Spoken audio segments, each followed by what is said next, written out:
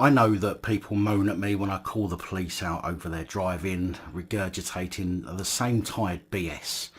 If you needed them, you would want them there as quick as it can. They've got blues and twos on, so it's the public's fault, and so on.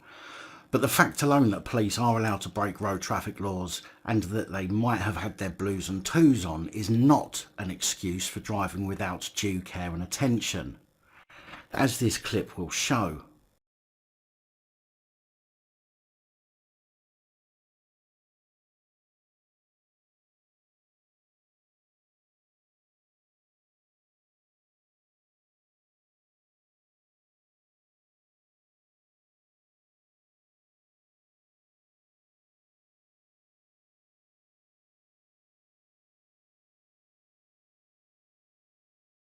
This could very well have ended up a fatality, in my opinion, because police are so used to being able to break the law without punishment, knowing that all of the police resources will be used to place the blame on the member of the public, that they have gotten into a false sense of security and a comfort zone when it comes to their manner of driving.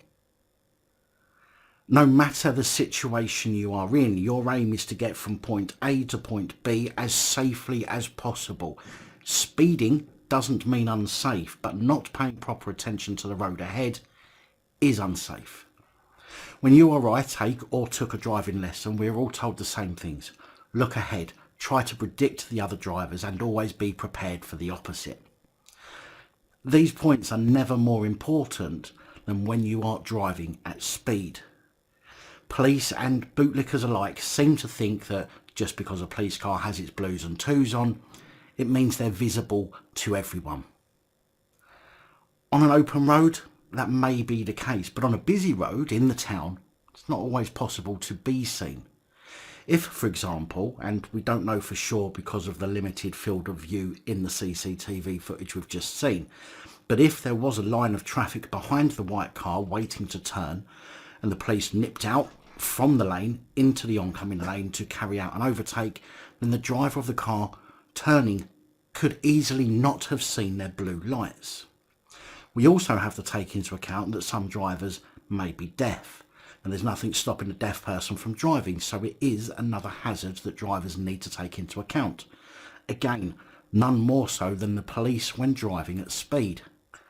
Now, it's not that I want to mock injuries in these police crash reports, it's more about highlighting that the very people who are supposed to be trained to drive at speed seem unable to control their vehicles, in many cases unable to predict what another road user might be doing. Now, I can't see in the video if the white car had its indicator on, but if it did, then the police driver should have been aware of that, been prepared for the manoeuvre and acted accordingly. If, however, there wasn't a line of traffic behind the white car, because I bet someone will think about asking me that, then the driver of the white vehicle likely saw the police car coming and, not expecting the driver to overtake whilst they are indicating to turn and being in a position to make the manoeuvre, I would ask myself why the police car didn't slow down and drive around the vehicle on the inside, on the part of the highway the white car driver wasn't occupying. The incident happened in Oldham in the afternoon of October the 19th. The reports I have read suggest that the white car was in fact indicating, but I can't work that out for myself, so as I haven't been able to confirm it with my own eyes from the footage, then I can't say for sure. Although I would imagine having to slow down in the middle of a main road to turn your car into a car park, you would probably be indicating. As you see, the police car sideswipes the other vehicle before being shunted across headlong into the barriers, almost creating a pork kebab.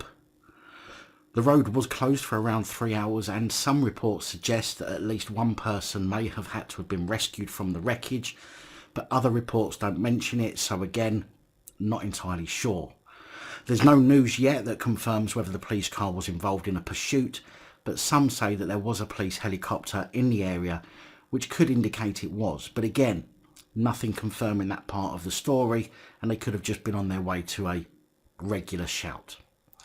A Greater Manchester Police spokesperson said that around 4:30 p.m. on Wednesday, October the 19th, we received a report of a police vehicle accident on Ashton Road, Oldham, after officers were on their way responding to a separate incident. Northwest Ambulance Service and Greater Manchester Fire Rescue Service attended, and the driver of the police vehicle was taken to hospital and suffered minor injuries to his face. No one else was injured. So remember, folks, just because somebody claims to be an advanced driver, it does not mean that they are safe on the road. And before those of you who tell me it might not have been an advanced driver, I will say that if anybody is required to travel over the speed limit for any reason, then they should be an advanced driver, police or not. Just because you wear a uniform and might need to get to a crime report quickly, it does not mean that any Tom, Dick and Harry should be allowed to use excessive speeds. And I firmly believe that any emergency vehicle driver that even might be required to drive above the speed limit should have additional training, and clearly on a more regular basis than they seem to get at the moment, as this, along with driving head-on into double-decker buses as we've seen recently, is a recipe for far more deaths, avoidable deaths, on our roads.